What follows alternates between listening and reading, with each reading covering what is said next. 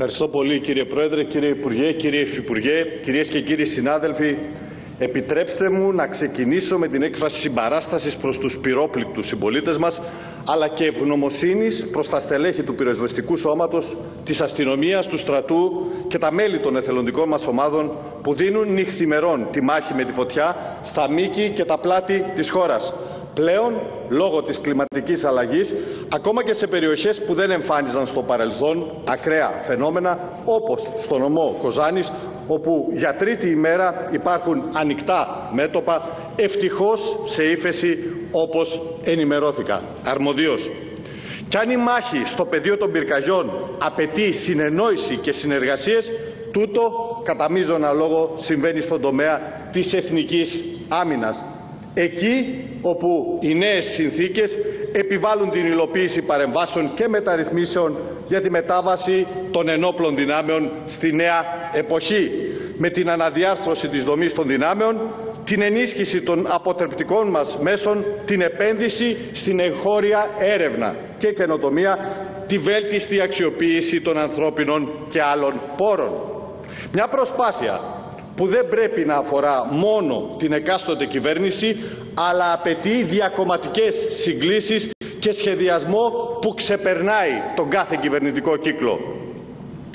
Θα μπορούσε κάλλιστα η κυβέρνηση της Νέας Δημοκρατίας και ο δημοφιλέστατος Υπουργός κ. Δένδιας να αρκεστούν στις δάφνες του πρωτοφανούς σε μέγεθος εξοπλιστικού προγράμματος που υλοποιεί η πατρίδα μας και του υψηλού φρονήματος που προκαλούν στην κοινωνία η θέα των υπερσύγχρονων Μπελαρά, ο ήχος των Ραφάλ και όλες οι άλλες επενδύσεις στην ασφάλεια και στην προάσπιση της εθνικής κυριαρχίας, χωρίς να ξύσουν πληγές.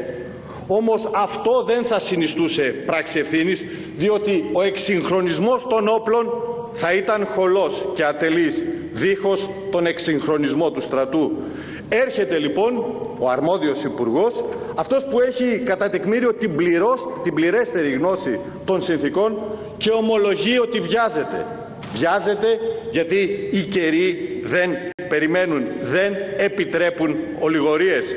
Γι' αυτό και έχει θέσει σε σχεδιασμό και υλοποίηση ένα σφιχτό χρονοδιάγραμμα για τις θεσμικές αλλαγές που θα επιτρέψουν την αναδιάταξη των δυνάμεων, την ενίσχυση των στελεχών, τη διαμόρφωση αποτελεσματικών και επιχειρησιακά έτοιμων και ικανών δομών, μονάδων και υπηρεσιών.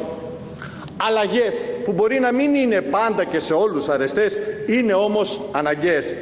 Και ανάμεσα σε αυτές είναι και η συζητούμενη αξιοποίηση της ακίνητης περιουσίας των ενόπλων δυνάμεων, πρωτίστως για την αντιμετώπιση του στεγαστικού προβλήματος των στελεχών τους.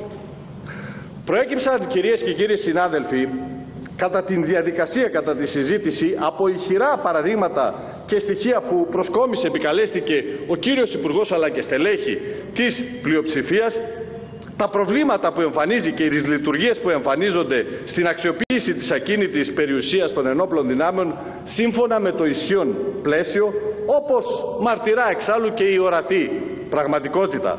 Αυτήν λοιπόν την κατάσταση καλείται να αλλάξει η συζητούμενη νομοθετική πρωτοβουλία με ορθολογικό τρόπο και σύγχρονα μέσα, εξασφαλίζοντας στη νέα δομή την απαραίτητη ευελιξία, παράλληλα με τις αναγκαίες εγγυήσεις διαφάνειας και χρηστής διοίκησης και διαχείρισης. Και ποια είναι η απάντηση της αντιπολίτευσης σε αυτό? Ότι απειλείται το δημόσιο συμφέρον. Ενώ συμβαίνει το ακριβώς αντίθετο. Το δημόσιο συμφέρον θίγεται από τη μία αξιοποίηση ή την αναποτελεσματική αξιοποίηση τούτης της περιουσίας. Συνεπώς, με τις επιχειρούμενες αλλαγές υπηρετείται το δημόσιο συμφέρον και ιδίως το συμφέρον των στελεχών των ενόπλων δυνάμεων. Πρακτικά, με το νομοσχέδιο συγχωνεύονται τα τρία ταμεία που διαχειρίζονται την περιουσία του Υπουργείου Εθνικής Άμυνας, το ΤΕΘΑ, το ΤΕΣ και το Ταμείο Αεροπορικής Άμυνας, το ΤΑΑ, σε ένα ενιαίο Ταμείο Ακινήτων Εθνικής Άμυνας που ονομάζεται ΤΑΕΘΑ. Παράλληλα δε συστήνεται και νομικό πρόσωπο ιδιωτικού δικαίου με την επωνυμία Φορέας Αξιοποίησης Ακινήτων Ενόπλων Δυνάμεων για την αξιοποίηση των μη επιχειρησιακά αναγκαίων ακινήτων του Υπουργείου Εθνικής Άμυνας και ακινήτων τρίτων φορέων.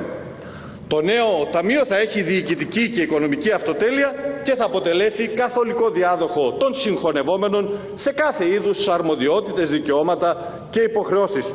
Όλα αυτά λοιπόν, ακίνητα και κινητά περιουσιακά στοιχεία των συγχωνευόμενων φορέων, θα αποτελέσουν την περιουσία, τη μαγιά του ΤΑΕΘΑ, η οποία παραμένει, μάλιασαν οι γλώσσες των Υπουργών και του εισηγητή μας, παραμένει υπό δημόσιο έλεγχο, παραμένει δημόσια και περιέρχεται στο νέο ταμείο χωρίς την τήρηση τύπου ανταλλάγματος φόρων, εισφορών κτλ. Στους πόρους αυτού του ταμείου περιλαμβάνονται χρηματοδοτήσεις και επιχορηγήσεις από το Υπουργείο Εθνικής Άμυνας, την Ευρωπαϊκή Ένωση και άλλες πηγές, διεθνείς οργανισμούς και φυσικά από τα έσοδα από την άσκηση των αρμοδιοτήτων του.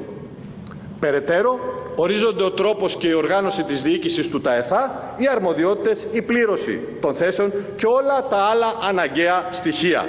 Εξάλλου, με αντίστοιχο τρόπο οργανώνεται και ο φορέας αξιοποίησης ακινήτων ενόπλων δυνάμεων, το νομικό πρόσωπο που είπαμε προηγουμένως ιδιωτικού δικαίου, που διαδέχεται την καταργούμενη στρατιωτική δημόσια υπηρεσία ως καθολικός διαδοχός της, για όλους τους λόγους που εξηγήθηκαν επαρκέστατα από τον εισηγητή μας, τον κύριο Γκολιδάκη, πρωτίστως, και το αντιλαμβάνεται νομίζω ο καθένας, για την εξασφάλιση ευελιξίας στην άσκηση του αντικειμένου της με το νέο σχήμα και τη νέα μορφή που θα έχει αυτός ο φορέας.